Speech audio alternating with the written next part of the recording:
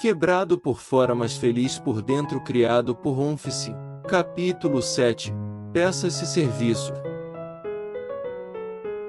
Assim que Ísiro entrou em Kiskur, levando Magal de volta ao seu lugar, ele notou algo no canto da sala. Havia um peluche sentado no chão, colocado na posição sentada. Assim que ele se virou para ver seu amigo animatrônico vindo atrás dele, ele percebeu a semelhança. Ei, mas o que é isso? Ele perguntou a ela assim que ela puxou todos os seus membros pela porta. Ela parecia sorrir, embora não fosse convencional, dada a articulação limitada da mandíbula. É assim que eu deveria parecer. Uma das crianças o deixou aqui mais cedo e eu gostei da companhia. Ísiro quase sentiu uma pontada de tristeza pelo fato do animatrônico estar recebendo sua única companhia real de um pelúcia, mas o sentimento desapareceu depois de ver o quão feliz isso a deixava. Bem, se tudo correr conforme o planejado, você ficará assim, ele raciocinou, lembrando-a de sua promessa de aprender robótica. Magal olhou para ele com olhos inquietos.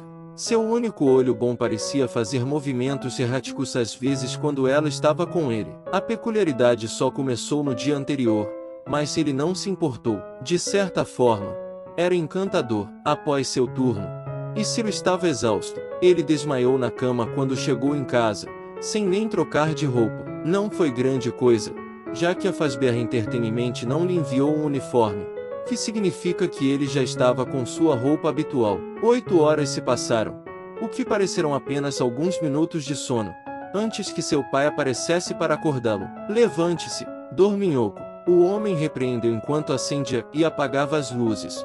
Ísiro irritado colocou o travesseiro sobre o rosto, gemendo sobre alguma bobagem que não podia ser entendida através do cachecol. Seu pai bufou e caminhou até ele, tirando o travesseiro. Foi você quem me disse para te acordar a essa hora, lembra? Com essas palavras, Ísiro sentou-se rapidamente, lembrando-se do que havia decidido fazer naquele dia. Ele deveria trabalhar com o pessoal de peças e serviços para aprender um pouco com eles. Ele já havia conversando com eles, pois não queria aparecer sem avisar, mas também esperava que Magal não descobrisse como ela. Ele queria que fosse uma surpresa. Independentemente disso, ele aprenderia e faria o possível para ajudá-la a recuperar um pouco de sua forma. Sim, eu sei. Estou acordado. Ísiro gemeu quando suas costas rangeram com o esforço para sair da cama. Ele escovou os dentes, vestiu uma roupa nova e levou consigo a chave de funcionário do Fred para o carro. Assim que Epp chegou ao prédio, ele ficou surpreso. A retaguarda parecia tão menos intimidante durante o dia que ele quase desejou ser o guarda do turno diurno. Alguns pensamentos passaram por sua cabeça enquanto ele me ria na fechadura da porta. Ele nem sabia ao certo por que se sentia tão motivado a ajudar Magal. Talvez tenha sido pena, talvez tenha sido a amizade recém-descoberta, ou talvez tenha sido até mesmo uma explosão não anunciada de boa vontade que Ísiro provavelmente sentiria apenas uma vez a cada 10 anos. Seja qual for o motivo, ele estava incrivelmente motivado. Incomodava-o toda vez que havia andar sobre suas 4 pernas incompatíveis enquanto olhava em volta usando 3 articulações de braço que conectavam sua cabeça ao corpo. Isso o fez estremecer ao tentar pensar na mecânica do movimento de tal absurdo. Como ela conseguiu funcionar com tanta facilidade estava além de sua compreensão. Ísiro teve que balançar e serpentear pelo corredor para evitar os clientes enquanto se dirigia para a sala de peças e serviço. Ele ficou mais uma vez perplexo com o quão pouco ameaçador lugar era enquanto o sol estava alto. Quase ofuscou o assassinato que ele testemunhou em sua viagem improvisada naquela noite fatídica. Colocando a cabeça em seu destino, ele foi imediatamente recebido por alguém perto da porta. Era uma jovem de regata. Ei, posso te ajudar? A mulher perguntou a ele, provavelmente reconhecendo Ísiro como patrono devido à falta de uniforme. Sim, sou o funcionário que ligou mais cedo. Posso entrar? Ele perguntou. Ela assentiu tanto em reconhecimento de sua presença quanto como uma indicação para ele entrar. Fiquei curioso o dia todo, então me deu uma dica. Ela gesticulou para si mesma para pontuar seu pedido. O que fez você querer verificar peças e serviços? Não é a coisa mais emocionante do mundo. Sou Vitória por falar nisso. Ísiro fez uma pausa, tentando pensar em uma boa explicação. Ele decidiu simplesmente confessar. Eu sou Ísiro. Prazer em conhecê-lo. Com toda a honestidade, estou querendo fazer alguns reparos no Magal. Como a Fazbear Entertainment não vai pagar por eles, obviamente os farei no meu próprio tempo. Ele admitiu. Os olhos da mulher se arregalaram e ela riu. Você o quê? Eu não chegaria perto daquele psicopata se fosse você. Não sei o quanto você sabe sobre esse lugar, mas nós, pessoal de peças e serviço, vimos o pior de cada um dos animatrônicos. Magal é a criatura mais violenta deste planeta. Os olhos da mulher contavam uma história que Ciro não tinha certeza se queria saber o final. Uma história que estava claramente cheia de memórias perigosas. Ela parecia tão autossuficiente, mas ele tinha que discordar. Magal tem sido muito gentil, embora ela tenha tentado arrancar meu braço no início. Ele mostrou as marcas de mordida em seu braço para provar seu ponto de vista. O que ela fez com você para deixá-lo tão preocupado? Vitória apenas cruzou os braços, franzindo a testa. Você sabe que há uma razão pela qual toda a equipe tem medo dela, não é? Não é que a Fazbear Entertainment não pague para consertá-la. É porque ela continua matando os reparadores. Eles apenas contam essa história para encobrir os assassinatos. Ela explicou. Os olhos de Ciro se arregalaram em descrença. Eu sei muito bem que isso não pode ser verdade. Deve haver mais do que isso. Ele argumentou. Vitória balançou a cabeça. Olha, não sei qual é a sua motivação aqui, mas você pode querer evitar o contato com aquela coisa no futuro. Cada vez que tentávamos conseguir alguém para consertá-la, mesmo quando enviamos várias pessoas, elas sempre terminavam morto. Ela parecia totalmente séria. Foi desanimador, para dizer o mínimo, mas Cícero estava determinado. Só me deixe aprender um pouco. Ele iria tentar de qualquer maneira. Ele confiava em Magal, mesmo que fosse imprudente. Em sua mente, ele apenas presumiu que qualquer reparador que eles contrataram para trabalhar nela não fez a devida diligência e se tornou seu amigo primeiro. Ainda assim, porém, ele teria que arrancar a verdade dela mais tarde.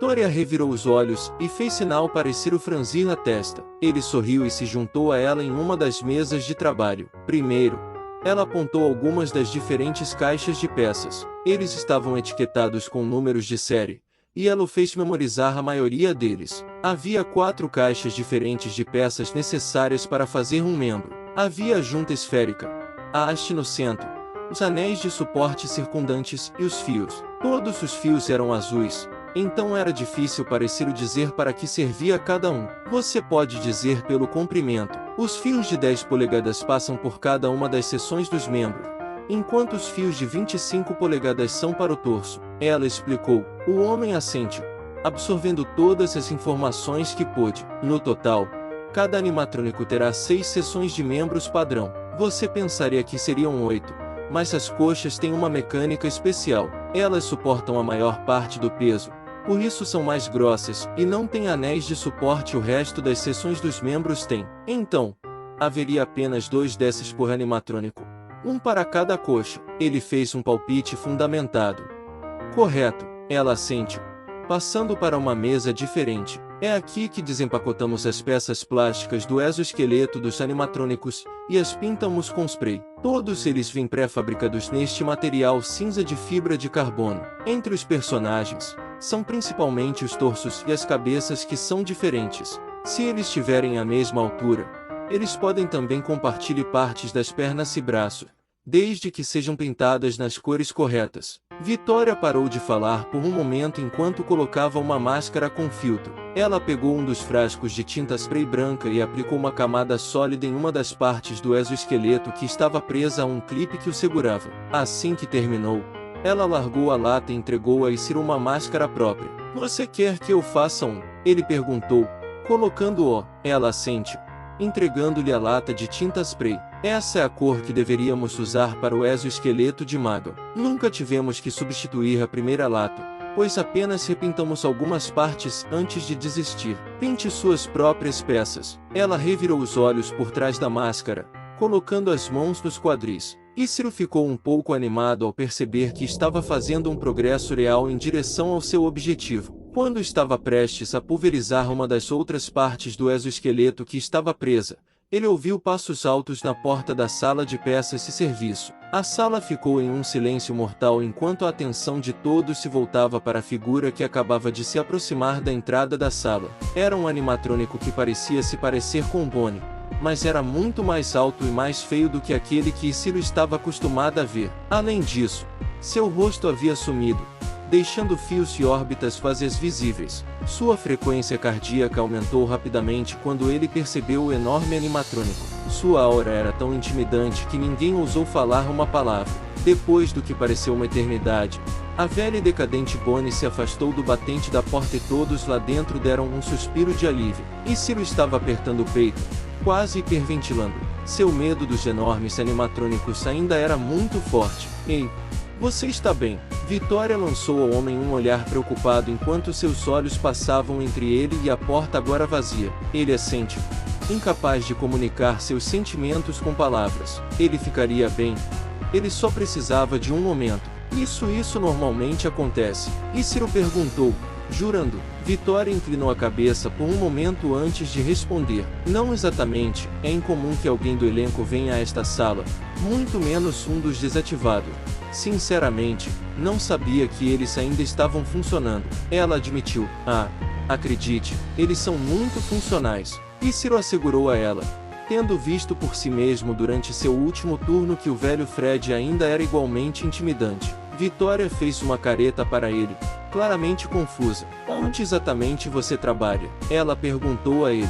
Você é zelador. E Ciro soltou uma risada sem coração, sabendo por um momento que ela estava certa. Eu sou o guarda noturno.